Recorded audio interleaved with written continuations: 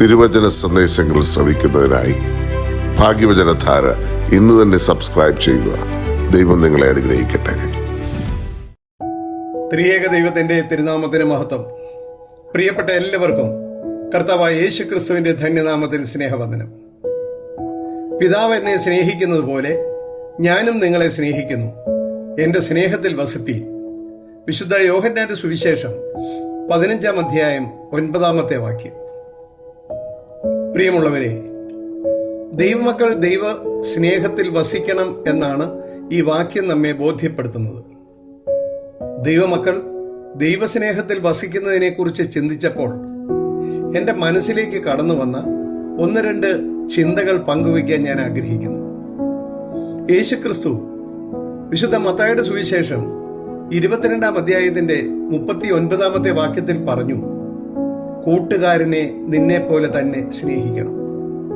ഈ വാക്യത്തിൽ ആദ്യം ആരെയാണ് സ്നേഹിക്കേണ്ടത്? നിന്നെ പോലെ നിന്റെ അയൽക്കാരനെ സ്നേഹിക്കണം എന്ന വാക്യത്തിൽ ആദ്യം ഞാൻ എന്നെ തന്നെ ആണ് സ്നേഹിക്കേണ്ടത് എന്ന് യേശു നമ്മോട് ആഹ്വാനം ചെയ്യുകയാണ്. യഥാർത്ഥത്തിൽ യേശു ചോദിക്കുന്നു, നിനക്ക് നിന്നോട് സ്നേഹമുണ്ടോ? അതെ, എനിക്ക് എന്നോട് സ്നേഹമുണ്ടോ എന്ന് ഞാൻ തന്നെ അറിയണം. എങ്ങനെയുള്ളവരെയാണ് എനിക്ക് സ്നേഹിക്കുവാൻ സാധിക്കുന്നത് എന്ന് ഞാൻ മനസ്സിലാക്കണം. മാനുഷിക അവസ്ഥയിൽ എന്നെ സ്നേഹിക്കുന്നവരെ ഞാൻ സ്നേഹിക്കും. എന്നെക്കുറിച്ച് നല്ലത് പറയുന്നവരെ ഞാൻ സ്നേഹിക്കും. എന്നെ പുകഴ്ത്തി പറയുന്നവരെ ഞാൻ സ്നേഹിക്കും. എൻ്റെ പ്രവർത്തനങ്ങളെ പ്രോത്സാഹിപ്പിക്കുന്നവരെ ഞാൻ സ്നേഹിക്കും. ഞാൻ പറയുന്ന കാര്യങ്ങൾ അംഗീകരിക്കുന്നവരെയും അനുസരിക്കുന്നവരെയും അത് നടപ്പിലാക്കുന്നവരെയും ഞാൻ സ്നേഹിക്കും. ഈ വക കാര്യങ്ങൾക്ക് വിരുദ്ധമായി പ്രവർത്തിക്കുന്നവരോട് എനിക്ക് വെറുപ്പായിരിക്കും. ഇതാണ് എൻ്റെ അവസ്ഥ. ഇതുപോലെ എനിക്ക് മറ്റുള്ളവരെ അംഗീകരിക്കുവാനും അനുസരിക്കുവാനും സ്നേഹിക്കുവാനും ബഹുമാനിക്കുവാനും പലപ്പോഴും ഞാൻ ആഗ്രഹിക്കുന്നുണ്ട്. പക്ഷേ എനിക്ക് ചെയ്യുവാൻ കഴിയുന്നില്ല എന്ന് ഞാൻ മനസ്സിലാക്കുന്നു. അതിൻ്റെ കാരണം റോമർക്കെഴുതിയ ലേഖനം 7:19-20 വാക്യങ്ങളിൽ പറയുന്നു, ഞാൻ ചെയ്യുവാൻ ഇച്ഛിക്കുന്ന നന്മ ചെയ്യുന്നില്ലല്ലോ, ഇച്ഛിക്കാത്ത തിന്മയത്രേ പ്രവർത്തിക്കുന്നത്. ഞാൻ ഇച്ഛിക്കാത്തതിനെ ചെയ്യുന്നു എങ്കിലോ അതിനെ പ്രവർത്തിക്കുന്നത് ഞാനല്ല, എന്നിൽ വസിക്കുന്ന പാപമത്രേ. ദൈവം ആഗ്രഹിക്കുന്നത് പോലെ പലപ്പോഴും നമുക്ക് മറ്റുള്ളവരെ സ്നേഹിക്കുവാൻ സാധിക്കാത്തത് നമുക്ക് നമ്മളെ സ്നേഹിക്കുവാൻ കഴിയാത്തത് കൊണ്ടാണ്. ഞാൻ ആഗ്രഹിക്കുന്ന നന്മ പലപ്പോഴും എനിക്ക് പ്രവർത്തിക്കുവാൻ സാധിക്കുന്നില്ല. അതിൻ്റെ കാരണം എന്നിൽ പാപം വസിക്കുന്നത് കൊണ്ടാണ്. നമ്മളിൽ വസിക്കുന്ന പാപം നന്മ ചെയ്യുവാൻ നമ്മളെ അനുവദിക്കുന്നില്ല. യേശു പറയുന്നു, നമുക്ക് നമ്മളോട് സ്നേഹമില്ലാത്തത് കൊണ്ടാണ് നമുക്ക് മറ്റുള്ളവരെയും സ്നേഹിക്കുവാൻ സാധിക്കാത്തത്.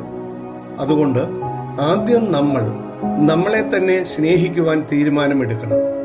അതിന് നമ്മളിൽ വസിക്കുന്ന പാപത്തെ നാം വെറുത്ത് ഉപേക്ഷിക്കണം. മൊബൈൽ ഫോണിൽ മെസ്സേജുകളും ഫോട്ടോസും വീഡിയോസും കൂടി വരുമ്പോൾ അതിൻ്റെ മെമ്മറി കാർഡ് ഫുള്ളാകും, ഫോൺ ഹാങ് ആയി പോകും. അപ്പോൾ അതിനെക്കുറിച്ച് അറിവുള്ളവർ അതിൻ്റെ മെമ്മറിയിലുള്ള ആവശ്യമില്ലാത്ത വീഡിയോസും ഫോട്ടോസും എല്ലാം ഡിലീറ്റ് ചെയ്ത് കളയുന്നു. അങ്ങനെ നല്ല പുതിയ ഫോൺ പോലെ വീണ്ടും പ്രവർത്തനനിരതമാകുന്നു. എന്നതുപോലെ നമ്മുടെ മനസ്സാകുന്ന മെമ്മറി കാർഡിൽ നിറഞ്ഞിരിക്കുന്ന നെഗറ്റീവ് ചിന്തകളും വെറുപ്പ്, ദേഷ്യം, വാശി, പെട്ടെന്നുള്ള കോപം മുതലായ പാപപങ്കിലമായ അവസ്ഥകളെ ഈ നോമ്പുകാലത്ത് കുംഭസാരമെന്ന കൂദാശയിലൂടെ ദൈവസന്നിധിയിൽ വെച്ച് വെറുത്ത് ഉപേക്ഷിക്കുമ്പോൾ നമ്മൾ ഒരു പുതിയ മനുഷ്യനായി രൂപാന്തരപ്പെടുന്നു. വീണ്ടും പാപപ്രവർത്തികൾ ചെയ്യുകയില്ലെന്ന് ദൈവസന്നിധിയിൽ തീരുമാനമെടുക്കുമ്പോൾ നമ്മൾ ദൈവസ്നേഹത്തിൽ വസിക്കുന്ന മനുഷ്യനായി മാറുന്നു.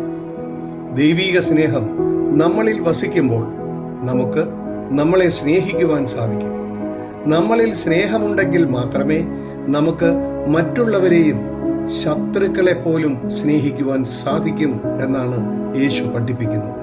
അങ്ങനെ സ്നേഹത്തിൽ വസിക്കുവാൻ ദൈവം നമ്മളെ എല്ലാവരെയും അനുഗ്രഹിക്കട്ടെ എന്ന് പ്രാർത്ഥിക്കുന്നു.